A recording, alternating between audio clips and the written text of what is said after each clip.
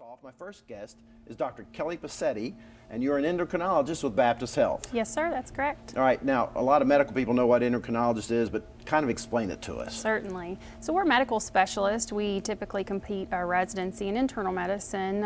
Other options can lead us to fellowship though, and then we complete a fellowship in endocrinology. That's a 2 to 3 year specialty that helps us discover how to manage all the endocrinology abnormalities you can develop. That means our primary practice is ending up with diabetes, so type 1, type 2. We also manage gestational diabetes, but along with that, some of the endocrine glands that can have problems include the pituitary gland, thyroid, the adrenal gland, and then we also can address some problems with the ovaries or testicular dysfunction. All right, you mentioned a whole lot of stuff, and I started out with the thyroid. That's right. So there's underactive thyroid and overactive thyroid. Yes, sir. Let's start with low thyroid. What's Certainly. some symptoms and what's it mean? The symptoms of hypothyroidism or underactive thyroid may be weight gain without clear cause, fatigue, cold intolerance, constipation, slow heart rate, or even depression. Basically, the whole body feels like it's just not functioning quite right. And that's a scenario when the thyroid just stops producing enough thyroid hormone. Well, now you mentioned all those symptoms, and that sounds like just you're getting old or getting tired. Yes, so sir. How do you know the difference? How do you make the diagnosis? Our diagnosis relies really heavily on blood work, so you need to follow up with your primary care physician. If you think you may have those constellation of symptoms, you need blood work to make the diagnosis. If the levels seem low or inappropriate, we often recommend that you recheck them. The thyroid can fluctuate over time. If the diagnosis is confirmed based on the blood work, you need treatment. So when you say treatment, what is it? Our first line treatment would be medication that replaces the thyroid hormone, and this is a pill that you take on a daily basis. We have a couple different options for that, but it's very important to take that medication.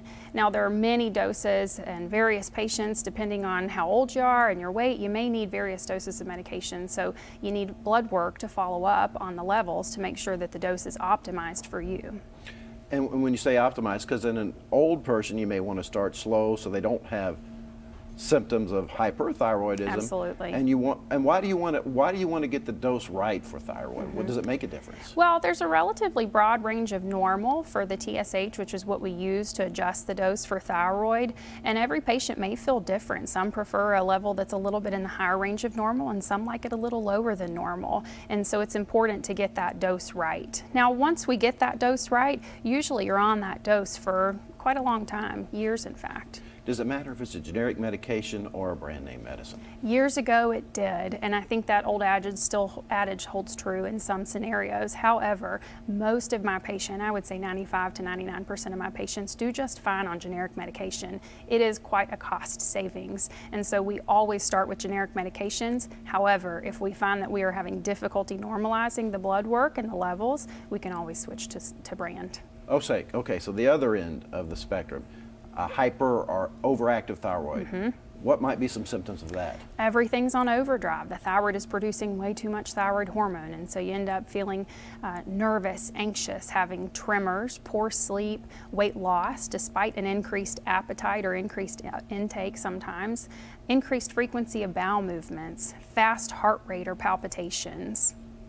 And you treat that with medicine too? There's a few options for that. So the workup is a little bit more complex than diagnosing underactive, so we need labs to confirm. And then at that point, if it's confirmed, you may need evaluation with a specialist, because depending on the cause, medication may be an option to lower the thyroid hormone, but we also have treatments with radioactive iodine that basically kill off the thyroid and keep it from making too much thyroid hormone, or you can have your thyroid surgically removed.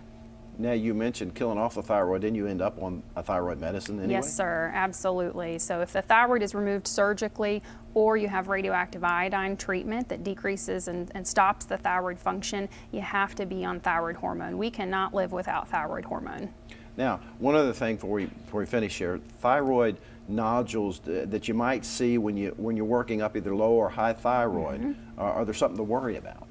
They can be. Nodules are fairly common, and you can even develop them without a problem with the thyroid function. If you think you may have a thyroid nodule or enlargement, you need a thyroid ultrasound to determine if it truly is an abnormality in the thyroid. Now, 95% of those nodules are benign. However, some nodules, depending on the size of appearance, may need additional evaluation with a fine needle aspiration or biopsy. Well, that's great information. Thanks for coming in and telling us about it. Thank you for having me.